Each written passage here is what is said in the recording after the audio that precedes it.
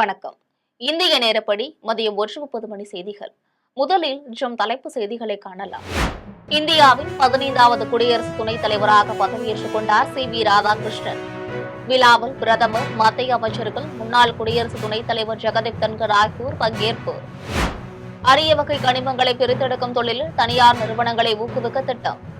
32,000 கோடி ரூபாய் மதிப்பிலான திட்டத்தை தீட்டியுள்ளதாக மத்திய அமைச்சர் கிஷன் ரெட்டி அறிவிப்பு. பெட்ரோலுடன் 20 விழுக்காடு எத்தனால் கலந்து விற்பதால் பல 100 கோடி ரூபாய்கள் அந்நிய செலவாணி மிச்சம். தமக்கு எதிராக பணம் கொடுத்து அவதூறு பரப்பப்படுவதாக மத்திய அமைச்சர் நிதின் கட்கரி வேதனை. சூரிய ஒளி மின் உற்பத்தி சோலார் செல்களை உள்நாட்டில் தயாரிக்கும் இலக்கு 2028 எட்டப்படும். மரபுசாரா எரியாற்றல் மூலம் 251 ஜிகாவாட் மின் உற்பத்தி செய்துள்ளதாக அமைச்சர் பிரகலாத ஜோஷி பெருமிதம். இனி விரிவான செய்திகளை காணலாம். இந்தியாவின் 15வது குடியரசு துணைத் தலைவராக சி. ராதாகிருஷ்ணன் பதவியேற்றுக் கொண்டார். அவருக்கு குடியரசுத் தலைவர் திரௌபதி முர்மு பதவியேற்பு உறுதிமொழி செய்து வைத்தார். குடியரசு துணைத் தலைவர் தேர்தலில் தேசிய ஜனநாயக கூட்டணி வேட்பாளராக போட்டியிட்ட சி. ராதாகிருஷ்ணன் இந்தியா கூட்டணி வேட்பாளர் சுதர்சன் ரெட்டியை விட 152 வாக்குகள் அதிகம் பெற்று வெற்றி பெற்றார். இந்நிலையில் குடியரசுத் தலைவர் மாளிகையில் இன்று நடைபெற்ற விழாவில் இந்தியாவின் 15வது குடியரசு துணைத் தலைவராக சி. ராதாகிருஷ்ணன் பதவியேற்றுக் கொண்டார். அவருக்கு குடியரசுத் தலைவர் திரௌபதி முர்மு பதவியேற்பு உறுதிமொழி செய்து வைத்தார். கடவுளின் பெயரால் உறுதிமொழி எடுத்துக்கொண்ட சி. ராதாகிருஷ்ணன் கோப்பில் கையொப்பமிட்டு பொறுப்பேற்றுக் கொண்டார்.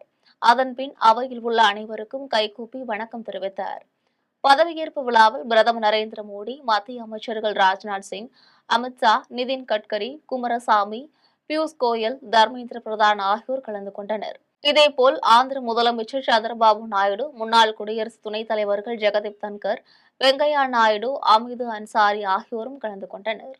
அரிய வகை கனிமங்களின் தேவை அதிகரித்துள்ள நிலையில் அவற்றை கண்டெடுத்து பிரித்தெடுக்கும் தொழிலில் பொதுத்துறை, தனியார் நிறுவனங்களை ஊக்குவிக்க உள்ளதாக மத்திய அமைச்சர் கிஷன் ரெட்டி தெரிவித்துள்ளார். ஜார்க்கண்ட் தலைநகர் ராஞ்சியில் மத்திய அமைச்சர் கிஷன் ரெட்டி செய்தியாளர்களிடம் பேசினார். அப்போது அரிய வகை கனிமங்களின் தேவைக்கு நாம் பிற நாடுகளை சார்ந்துள்ளதாக தெரிவித்தார். இன்று அரிய வகை கனிமங்களின் தேவை இந்தியாவிலும் பிற நாடுகளிலும் அதிகரித்துள்ளதாகவும் அவர் தெரிவித்தார்.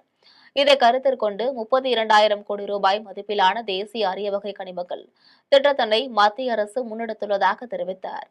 அதன்படி உள்நாட்டில் அரிய வகை கனிமங்கள் கண்டுபிடித்து பிரித்தெடுத்து பயன்படுத்துவதில் பொதுத்துறை, தனியார் துறை நிறுவனங்களை ஊக்குவிக்க உள்ளதாக குறிப்பிட்டுள்ளார்.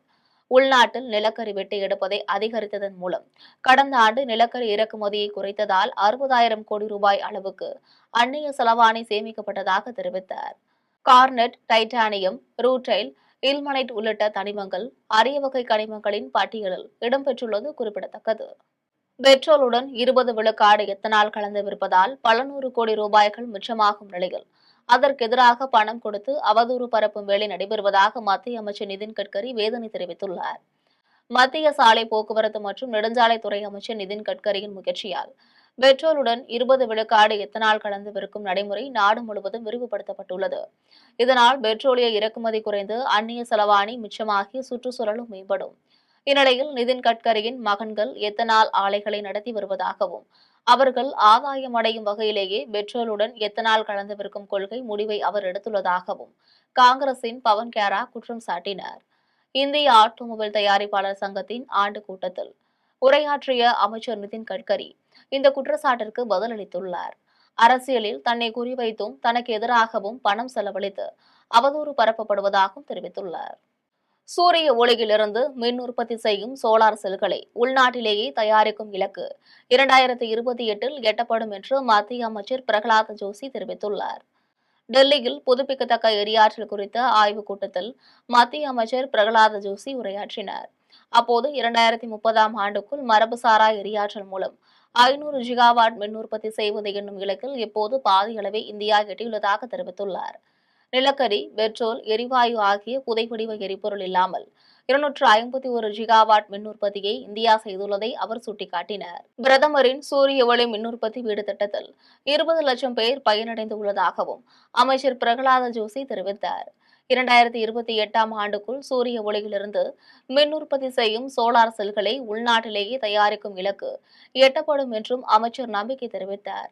இந்த துறையில் 8 லட்சம் கோடி ரூபாய் முதலீடு ஈர்க்கப்பட்டுள்ளதாகவும் இதனால் 6 லட்சம் புதிய வேலைவாய்ப்பு உருவாகும் என்றும் ஆண்டுக்கு 5 கோடி டன் கரிப்புகை வெளிப்பாடு குறையும் என்றும் அமைச்சர் பிரகலாத ஜோஷி தெரிவித்தார். புதுக்கோட்டை மாவட்டம் ஆலங்குடி சந்தையின் ஒப்பந்தக்காரர் அதிக வரி வசூலிப்பதால் பேரூராட்சி நிர்வாகமே வரி வசூலை நடத்த வேண்டும் என கோரி வணிகர்கள் போராட்டத்தில் ஈடுபட்டனர். ஆலங்குடியில் வியாழக்கிழமை தோறும் சந்தை நடைபெற்று வருகிறது. ஆலங்குடி, கொத்தமங்கலம், மரமடக்கி, வடகாடு, வெட்டன் விடுதி உள்ளிட்ட 50 ஊர் மக்களின் உற்பத்தி பொருட்களான காய்கறிகள், மளிகை பொருட்கள், இறைச்சி, மீன் ஆகியன இங்கு விற்கப்படுகின்றன. 2 கோடியே 80 லட்சம் ரூபாய் மதிப்பீட்டில் புதிய சந்தை கட்டிடம் கட்டி முடிக்கப்பட்டதை அடுத்து முதலமைச்சர் மு.க.ஸ்டாலின் திறந்து வைத்துள்ளார். அமைச்சர் மெய்யநாதன் குத்துவிளக்கேற்றி வைத்து சந்தையை தொடங்கி வைத்தார். இந்த சந்தையை குத்தகைக்கு எடுத்துள்ளவர் அதிக வரி வசூலிப்பதாக குற்றம் சாட்டியுள்ள வணிகர்கள் போராட்டத்தில் ஈடுபட்டனர். பேரூராட்சி நிர்வாகமே வரி வசூலிக்க வேண்டும் என்றும் அவர்கள் வலியுறுத்தினர். சென்னை வண்ணாரப்பேட்டை காவல் நிலையத்தில் பணியாற்றும் பெண் காவலருக்கு உடன் பணியாற்றும் காவல்துறையினர் வளைகாப்பு நிகழ்ச்சியை சிறப்பாக நடத்தினர். திண்டுக்கல்லை சேர்ந்த பெண் காவலர் கௌதமி சென்னை வண்ணாரப்பேட்டை காவல் நிலையத்தில் பணிபுரிந்து வருகிறார். இவரது கணவர் முருகானந்தம் சென்னையில் தனியார் நிறுவனத்தில் தங்கி பணிபுரிந்து வருகிறார். நிலையில் 7 மாத கர்ப்பிணியான பெண் காவலர் கௌதமிக்கு சென்னை வண்ணாரப்பேட்டை காவல் நிலைய பெண் காவலர்கள், காவல் ஆய்வாளர் ஆகியோர் ஒன்றிணைந்து வளைகாப்பு நிகழ்ச்சி நடத்தினர். அப்போது காவலர் கௌதமிக்கு சடை அணிவித்து சேலை, வளையல்கள் உள்ளிட்ட சீர்வரிசை பொருள்களுடன் நலங்கு வைத்து காவல்துறையினர் வளைகாப்பு நிகழ்ச்சியை சிறப்பாக நடத்தினர். வீடுகளில் பெற்றோர்கள், உறவினர்கள் முன்னிலையில் நடைபெறுகின்ற வளைகாப்பு நிகழ்ச்சியை போலவே பெண் காவலர்கள், காவல்துறையினர் சார்பில் காவல் மண்டபத்தில் நடைபெற்ற வளைகாப்பு நிகழ்ச்சி அனைவரிடமும் நிகழ்ச்சியை ஏற்படுத்தியது. தஞ்சை அருகே விலார் சாலையில் தலை சிதைக்கப்பட்ட நிலையில் ஆட்டோ ஓட்டுநர் கொல்லப்பட்ட வழக்கில் 4 பேர் தஞ்சாவூர் நீதிமன்றத்தில் சரணடைந்தனர். தஞ்சாவூர் விலார் சாலையில் தில்லை நகரை சேர்ந்த சிங்காரவேலன் மகன் திலகனுக்கும், இந்திரா நகரை சேர்ந்த சக்தி என்பவருக்கும் தகராறு ஏற்பட்டது. இது தொடர்பாக திலகன் தன்னுடைய நண்பர் ஸ்ரீதர் என்பவரின் மகன் சசிகுமாரை அழைத்துக் கொண்டு சக்தியிடம் பேச்சுவார்த்தை நடத்தினர். அப்போது ஏற்பட்ட தகராறில் சசிகுமாரை அரிவாளால் வெட்டிக் கொன்றனர். இதுகுறித்து காவல்துறையினர் வழக்கு பதிந்து இந்திரா நகரை சேர்ந்த சக்தி, கோகுல், ராஜா, பிரபா, சஞ்சய் உள்பட 11 பேரை தேடி வந்தனர். இதனிடையே தஞ்சாவூர் நீதிமன்றத்தில் சக்தி, அவரது தம்பி கோகுல், சஞ்சய், பிரபாகர் ஆகிய 4 பேரும் சரணடைந்தனர். அவர்களை 15 நாட்கள் நீதிமன்ற காவலில் வைக்க நீதிபதி உத்தரவிட்டார். கள்ளக்குறிச்சி மாவட்டம் சங்கராபுரம் அடுத்த ராவத்தநல்லூர் ஸ்ரீதேவி பூதேவி வரதராஜ பெருமாள் சஞ்சீவராயர் கோவிலின் கும்பாபிஷேக விழா சிறப்பாக நடைபெற்றது. சங்கராபுரம் அடுத்த ராவத்தநல்லூர் ஸ்ரீதேவி பூதேவி வரதராஜ பெருமாள் சஞ்சீவராயர் கோவிலில் கடந்த 3 மாதமாக நடைபெற்று வந்த சீரமைக்கும் பணிகள் முடிவடைந்தன. இதையடுத்து கடந்த வாரம் கும்பாபிஷேக விழா கொடியேற்றத்துடன் தொடங்கியது. அதனைத் தொடர்ந்து நேற்றிரவு புதிதாக அமைக்கப்பட்ட சிலைகளுக்கு கண்தரத்தல், மகா சாந்தி ஹோமம் ஆகியன நடைபெற்றன. யாகத்தில் பூஜிக்கப்பட்ட புனித நீரை சிவச்சாரியார்கள் கோபுரத்திற்கு எடுத்து சென்று கலசத்தின் மீது ஊற்றி கும்பாபிஷேகத்தை சிறப்பாக நடத்தினர். அதன் பின்னர் கோவிலில் திரண்டிருந்த பக்தர்கள் மீது புனித நீரை தெளித்தனர். இந்த விழாவில் கள்ளக்குறிச்சி மாவட்ட ஆட்சியர் பிரசாந்த், ரிஷிவந்தியம் சட்டமன்ற உறுப்பினர் வசந்தம் கார்த்திகேயன் ஆகியோர் கலந்து கொண்டனர். விழாவில் பங்கேற்றவர்களுக்கு அன்னதானம் வழங்கப்பட்டது. நேபாளத்தில் ஓரளவு இயல்பு நிலை திரும்பியுள்ள நிலையில் மேற்கு வங்கத்தின் டார்ஜிலிங்கிலிருந்து பெட்ரோல், டீசல் ஏற்றி சென்ற டேங்கர் லாரிகள் அந்நாட்டிற்குள் அனுமதிக்கப்பட்டுள்ளன. நேபாளத்தில் அரசின் ஊழலை எதிர்த்து தலைநகர் காத்மண்டில் பொதுமக்கள் புரட்சியில் ஈடுபட்டனர். நாடாளுமன்ற கட்டடத்தையும் அமைச்சர்களின் வீடுகளையும் தீ வைத்து கொளுத்தினர். இதையடுத்து பிரதமர் பதவியிலிருந்து சர்மா ஒலி விலகினார். நகரின் வீதிகளில் ராணுவத்தினர் சுற்றுக்காவலில் வருகின்ற நிலையில் மூடப்பட்ட விமான நிலையமும் திறக்கப்பட்டுள்ளது. இந்நிலையில் மேற்கு வங்கத்தின் டார்ஜிலிங்கிலிருந்து பாணிதாங்கி எல்லை சாவடி வழியாக பெட்ரோல், டீசல் ஏற்றிய டேங்கர் லாரிகள் நேபாளத்துக்குள் சென்றன. தமிழக முதலமைச்சர் மு.க.ஸ்டாலினின் மருமகன் சபரீஷனின் தந்தை வேதமூர்த்தி உடல்நலக்குறைவால் காலமானார். சபரீஷனின் தந்தை வேதமூர்த்தி சென்னை பெருங்குடியில் உள்ள தனியார் மருத்துவமனையில் சிகிச்சை பெற்று வந்த நிலையில் சிகிச்சை பயனின்றி காலமானார். இந்நிலையில் கொட்டிவாக்கத்தில் வைக்கப்பட்ட அவரது உடலுக்கு பொதுமக்களும் உறவினர்களும் அஞ்சலி செலுத்தினர். தமிழக முதலமைச்சர் மு.க.ஸ்டாலின், துணை முதலமைச்சர் உதயநிதி ஆகியோரும் வேதமூர்த்தி உடலுக்கு அஞ்சலி செலுத்தினர். அதனைத் தொடர்ந்து அமைச்சர்கள் சேகர் பாபு, மா. சுப்பிரமணியன், ரகுபதி ஆகியோரும் அஞ்சலி செலுத்தினர். இறுதி சடங்கிற்கு பின்னர் வேதமூர்த்தி உடலை பெசன்ட் நகரில் உள்ள மின் மயானத்தில் தகனம் செய்தனர். கள்ளக்குறிச்சி மாவட்டம் உளுந்தூர்பேட்டையில் 1 மணி நேரத்திற்கு மேலாக கனமழை பெய்ததால் விவசாயிகளும் பொதுமக்களும் மகிழ்ச்சியடைந்துள்ளனர். உளுந்தூர்பேட்டையில் கடந்த சில நாட்களாக பகல் நேரத்தில் கடுமையான வெப்பம் பொதுமக்களை தாக்கி வந்தது. இந்நிலையில் முகில் சூழ்ந்து தூறலுடன் தொடங்கிய மழை 1 மணி நேரத்திற்கு மேலாக பெய்தது. உளுந்தூர்பேட்டையிலும் சுற்றுவட்டாரத்தில் உள்ள ஊர்களிலும் கனமழை பெய்தது. கனமழையால் தாழ்வான பகுதிகளில் தண்ணீர் பெருக்கெடுத்து ஓடுகிறது. மழையின் காரணமாக வெப்பம் தணிந்து குளிர்ச்சி நிலவுவதால் பொதுமக்களும் விவசாயிகளும் மகிழ்ச்சியடைந்துள்ளனர். விழுப்புரத்தில் 1 மணி நேரத்திற்கு மேலாக மழை பெய்ததால் வாகன ஓட்டிகள் வாகனங்களை இயக்குவதில் சிரமத்திற்குள்ளாகினர். தென்னிந்திய பகுதிகளின் மேல் வளிமண்டல கீழடுக்கு சுழற்சி நிலவுவதன் காரணமாக வட தமிழகத்திலும் தென் தமிழகத்திலும் ஒரு சில இடங்களில் மிதமான மழை பெய்யக்கூடும் என சென்னை வானிலை ஆய்வு மையம் தெரிவித்திருந்தது. இந்நிலையில் விழுப்புரம், விக்கிரவாண்டி, ராம்பாக்கம் உள்ளிட்ட பல்வேறு இடங்களில் காற்றுடன் கூடிய மிதமான மழை பெய்தது. இதனால் வாகன ஓட்டிகள் வாகனங்களை இயக்குவதில் சிரமத்திற்குள்ளாகினர். 1 மணி நேரத்திற்கு மேலாக பெய்த மழையின் காரணமாக சாலைகளில் ஓரங்களில் மழைநீர் வழிந்தோடியது. திருநெல்வேலி மாவட்டம் அம்பலவானபுரத்தில் பாரதி பைந்தமிழ் பேரவையின் 63ஆம் ஆண்டு விழா நடைபெற்றது. திருநெல்வேலி மாவட்டம் விக்கிரமசிங்கபுரம் அருகே அம்பலவானபுரத்தில் அமரகவி பாரதி பைந்தமிழ் பேரவையின் 63ஆம் ஆண்டு விழா நடைபெற்றது. இவ்விழாவில் சிறப்பு விருந்தினராக பேராசிரியர் கார்த்திகா பங்கேற்று பாரதியாரின் சிறப்புகள் குறித்து உரையாற்றினார். பின்னர் பாரதியார் குறித்த கலை இலக்கிய போட்டிகளில் வெற்றி பெற்ற மாணவர்களுக்கு பரிசுகள் வழங்கினர். செந்தில்குமரன், கவிதா, ஐயப்பன் ஆகியோர் நிகழ்ச்சிகளை தொகுத்து வழங்கினர். இதில் பேரவைத் தலைவர் சின்னசாமி, பொருளாளர் இளங்கோ, செயற்குழு உறுப்பினர்கள் உள்ளிட்ட பேரவை நிர்வாகிகள், பொதுமக்கள் கலந்து கொண்டனர். விழாவுக்கான ஏற்பாடுகளை பேரவை செயலாளர் சொரிமுத்து, அரிமா பாரதி கண்ணன் ஆகியோர் சிறப்பாக செய்திருந்தனர். புதுக்கோட்டையில் தொடரும் வெறிநாய் கடியை தடுக்க நடவடிக்கை எடுக்குமாறு பொதுமக்கள் கோரிக்கை விடுத்துள்ளனர். புதுக்கோட்டை மாவட்டம் கரமக்குடியை சேர்ந்த ரவிபிரபு, மன்னார்குடியை சேர்ந்த தர்மதுரை ஆகிய 3 பேரையும் அப்பகுதியில் சுற்றித் திரிந்த ஒரு வெறிநாய் விரட்டி கடித்துள்ளது. இதில் காயமடைந்த 3 பேரும் கரமக்குடி அரசு மருத்துவமனையில் சிகிச்சைக்காக சேர்க்கப்பட்டுள்ளனர். புதுக்கோட்டை மாவட்டத்தில் நாளுக்கு நாள் அதிகரிக்கும் வெறிநாய் கடியால் பொதுமக்கள், பள்ளி, கல்லூரி மாணவர்கள் உட்பட பலரும் பாதிக்கப்படுகின்றனர். இதனால் தெரு நாய்களையும் வெறி நாய்களையும் கட்டுப்படுத்த நடவடிக்கை எடுக்குமாறு பொதுமக்கள் கோரிக்கை விடுத்துள்ளனர். திருப்பூர் மாவட்டம் தாராபுரத்தில் வழக்கறிஞர் கொலை வழக்கில் பள்ளி தாளாளரின் மகனை காவல்துறையினர் கைது செய்துள்ளனர். திருப்பூர் மாவட்டம் தாராபுரத்தை சேர்ந்த உயர்நீதிமன்ற வழக்கறிஞர் முருகானந்தம் கடந்த மாதம் முன்பகை காரணமாக வெட்டிக் கொல்லப்பட்டார்.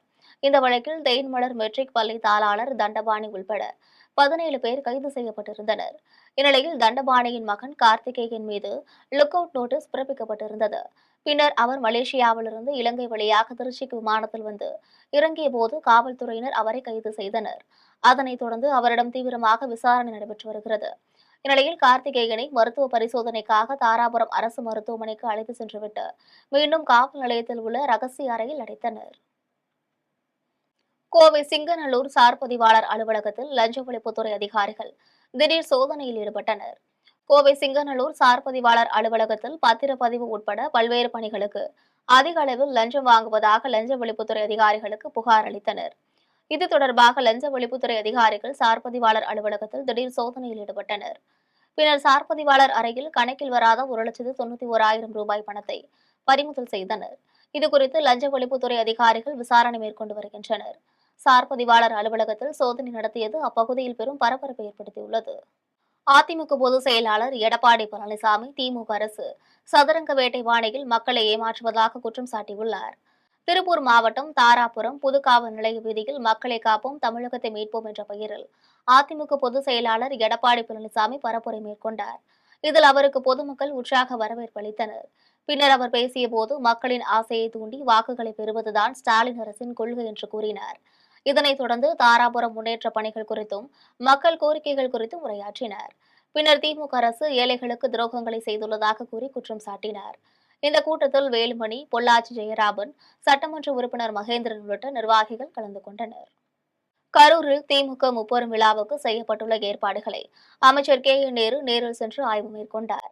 கரூர் மாவட்டம் கோடங்கிப்பட்டியில் திமுக முப்பெரும் விழா நிகழ்ச்சி நடைபெற்றது. இவ்விழாவின் முன்னேற்பாடுகளை அமைச்சர் KN நேரு பார்வையிட்டார். மேலும் கரூர் மாவட்ட செயலாளர் செந்தில் பாலாஜியிடம் நிகழ்ச்சி ஏற்பாடுகள் குறித்து கேட்டறிந்தார். நிகழ்ச்சிக்கான ஏற்பாடுகளை ஆய்வு செய்த பின் செய்தியாளர்களிடம் அமைச்சர் KN நேரு பேசினார். அப்போது கரூரில் முப்பெரும் விழா மாநாட்டுக்கான ஏற்பாடுகளை முன்னாள் அமைச்சர் செந்தில் பாலாஜி மிகப்பெரிய அளவில் 3 லட்சம் பேர் பங்கு பெறும் வகையில் சிறப்பாக செய்து வருவதாக தெரிவித்தார். இதில் நாமக்கல், திண்டுக்கல், கோவை உள்ளிட்ட மாவட்டங்களிலிருந்து நிர்வாகிகளும் தொண்டர்களும் அதிக அளவில் பங்கேற்க உள்ளதாக கூறினார். இந்த முப்பெரும் விழா வருகின்ற 2026ஆம் ஆண்டு தேர்தலில் மிக பெரும் திருப்பு முனையாக அமையும் என்றும் தெரிவித்தார். சூரிய ஒளிமின் பயன்பாட்டை ஊக்குவிக்கும் வகையில் சர்வதேச சோலார் கண்காட்சி மற்றும் கருத்தரங்கு கோவையில் நடைபெற்றது. கோவை கொடிசியாவில் சோலார் மின் பயன்பாட்டை ஊக்குவிக்கும் வகையில் சர்வதேச சோலார் கண்காட்சி மற்றும் கருத்தரங்கு நடைபெற்றது. இதில் 75க்கும் மேற்பட்ட அரங்குகள் அமைக்கப்பட்டன. மேலும் பல்வேறு வகையிலான நவீன சோலார் பேனல் தயாரிப்பு நிறுவனங்கள், சோலார் பேட்டரிகள், சோலார் ஜெனரேட்டர்கள், சோலார் வாகனங்கள் உற்பத்தி நிறுவனங்கள் கலந்து கொண்டன. வணிகர்கள், தொழில் முனைவோர், பொதுமக்கள் நேரடியாக வந்து சோலார் தொழில்நுட்ப வல்லுநர்களிடம் ஆலோசனைகள் பெறும் வகையில் ஏற்பாடுகள் செய்யப்பட்டுள்ளன. இதில் குறிப்பாக அதானி சோலார், ரிலையன்ஸ் நிறுவனத்தின் ஜியோஸ்பார்க், பேனாசோனிக், ஹாவல்ஸ் உள்ளிட்ட பெரும் நிறுவனங்களின் அரங்குகளில் சோலார் தொழில்நுட்பம் மற்றும் அவற்றின் பயன்பாடு ஆகியவை குறித்து பார்வையாளர்களுக்கு விரிவான விளக்கம் அளிக்கப்படுகிறது. முன்னதாக நடைபெற்ற தொடக்க விழாவில் பங்கேற்ற இந்திய சோலார் சங்க தலைவர் நரசிம்மன் பேசியபோது, மத்திய அரசின் சார்பில் அறிமுகப்படுத்தப்பட்டுள்ள சோலார் மின் திட்டங்கள் குறித்தும் அவற்றின் பயன்பாடுகள் குறித்தும் விளக்கம் அளித்தார். அதன் பின்னர் செய்தியாளர்களிடம் பேசியபோது அவர் தரையில் சோலார் மின் தகடுகள் பொருத்தி மின் உற்பத்தி செய்வதில் ராஜஸ்தான் மாநிலம் முதலிடத்தில் உள்ளதாக தெரிவித்தார்.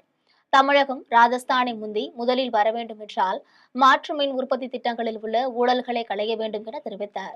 தமிழகத்தில் சோலார் மின் இணைப்பு கொடுக்க கிரிட் வசதி இல்லை என்றும், கேரளத்தில் 2 லட்சம் கூரை சோலார் பொருத்தப்பட்டுள்ள நிலையில் தமிழகத்தில் 17,000 இணைப்புகள் மட்டுமே கொடுக்கப்பட்டுள்ளதாகவும், மத்திய அரசு கொண்டு வந்துள்ள திட்டம் என்பதால் தமிழக அரசு அதனை செயல்படுத்த மறுப்பதாகவும் குற்றம் சாட்டினார். மேலும் சோலார் மின் உற்பத்திக்கு தமிழக அரசு கூடுதல் முனைப்பு காட்ட வேண்டும் என்றும் அவர் தெரிவித்தார். திருப்பத்தூர் மாவட்டம் ஆம்பூரில் தொழிலதிபர் வீட்டில் வருமான வரித்துறை அதிகாரிகள் சோதனை மேற்கொண்டதால் கூலி தொழிலாளர்களிடையே பெரும் பரபரப்பு ஏற்பட்டது. ஆம்பூரை சேர்ந்த அப்ரோஸ் அகமது தோல் தொழிற்சாலைகளுக்கு வேலை செய்து வருவதாக கூறப்படுகிறது. இந்நிலையில் திருப்பத்தூர் மாவட்டத்தில் காலனி தொழிற்சாலையில் பணிபுரியும் பெண் தொழிலாளர்கள், கூலி தொழிலாளர்கள் வருமான வரி செலுத்தவில்லை என கூறி தங்களுக்கு நோட்டீஸ் வந்ததால் காவல் நிலையத்திலும் காவல் கண்காணிப்பாளர் அலுவலகத்திலும் புகார் அளித்தனர். இதுவரை அதற்கான தீர்வு காணவில்லை எனவும் கூறப்படுகிறது. இந்நிலையில் தான் இப்போது ஆம்பூரை சேர்ந்த அப்ரோஸ் அகமது என்பவரது வீட்டில் வருமான வரித்துறை ஆய்வாளர் அமுதன் தலைமையில் 15 பேர் கொண்ட குழுவினர் சோதனை மேற்கொண்டனர். இந்த சோதனையில் முக்கிய ஆவணங்கள் கைப்பற்றப்பட்டு அப்ரோஸ் அகமதை விசாரணைக்காக அழைத்து சென்றதால் பரபரப்பு ஏற்பட்டுள்ளது.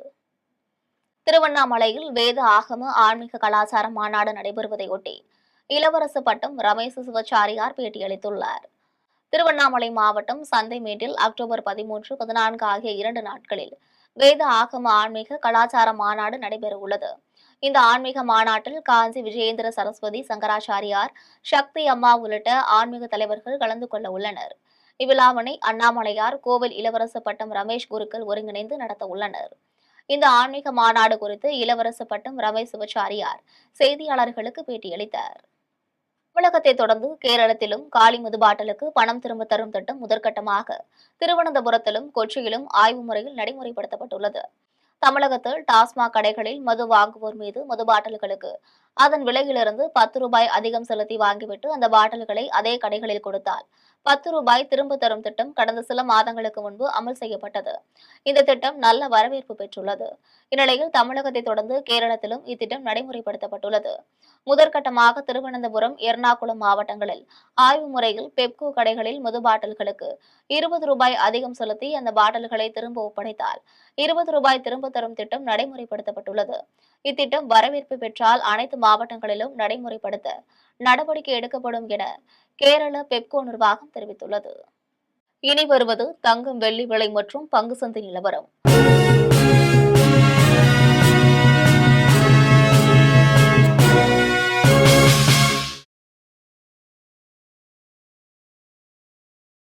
சென்னையில் ஆபரண தங்கத்தின் விலை கிராமிற்கு 70 ரூபாய் அதிகரித்து இன்று ஒரு சவரன் 81,600 ரூபாய்க்கு விற்பனை செய்யப்படுகிறது. சென்னையில் இன்று ஆபரண தங்கத்தின் விலை கிராமிற்கு 70 ரூபாய் அதிகரித்து 10,200 ரூபாய்க்கு விற்பனை செய்யப்படுகிறது. மேலும் ஒரு சவரன் 560 ரூபாய் அதிகரித்து 81,600 ரூபாய்க்கு விற்பனை செய்யப்படுகிறது. 24 கேரட் தூய தங்கம் ஒரு சவரன் 89,024 ரூபாய்க்கு விற்பனை செய்யப்படுகிறது. மேலும் 1 கிராம் வெள்ளி 132 ரூபாய்க்கும், 1 கிலோ வெள்ளி 1,32,000 ரூபாய்க்கும் விற்பனை செய்யப்படுகிறது. மும்பை பங்கு சந்தையில் பங்கு வணிகம் இன்று உயர்வுடன் காணப்படுகிறது. முற்பகல் 11 மணியளவில் மும்பை பங்கு சந்தை பங்கு விலை குறியீட்டு எண் சென்செக்ஸ் 265 புள்ளிகள் உயர்ந்து 81,814 புள்ளிகளாக இருந்தது. தேசிய பங்கு சந்தை பங்கு விலை குறியீட்டு எண் நிப்டி 75 புள்ளிகள் அதிகரித்து 25,081 புள்ளிகளில் வணிகமானது. மீண்டும் தலைப்புச் செய்திகள்.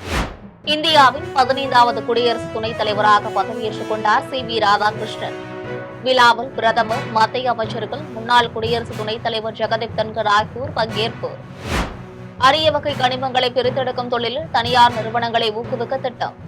32,000 கோடி ரூபாய் மதிப்பிலான திட்டத்தை தீட்டியுள்ளதாக மத்திய அமைச்சர் கிஷன் ரெட்டி அறிவிப்பு. பெட்ரோலுடன் 20 விழுக்காடு எத்தனால் கலந்து விற்பதால் பல நூறு கோடி ரூபாய்கள் அந்நிய செலவாணி மிச்சம். தமக்கு எதிராக பணம் கொடுத்து அவதூறு பரப்பப்படுவதாக மத்திய அமைச்சர் நிதின் கட்கரி வேதனை. சூரிய ஒளி மின் உற்பத்தி சோலார் செல்களை உள்நாட்டில் தயாரிக்கும் இலக்கு 2028 எட்டப்படும். மரபுசாரா எரியாற்றல் மூலம் 251 ஜிகாவாட் மின் உற்பத்தி செய்துள்ளதாக அமைச்சர் பிரகலாத ஜோஷி பெருமிதம். இத்துடன் ஜெம் செய்திகள் நிறைவடைகின்றன. மீண்டும் ஜெம் செய்திகள் மாலை 6 மணிக்கு. உடனுக்குடன் செய்திகளை காண ஜெம் லைவ்.tv என்ற இணையதளத்தில் இணைந்திருங்கள். நன்றி, வணக்கம்.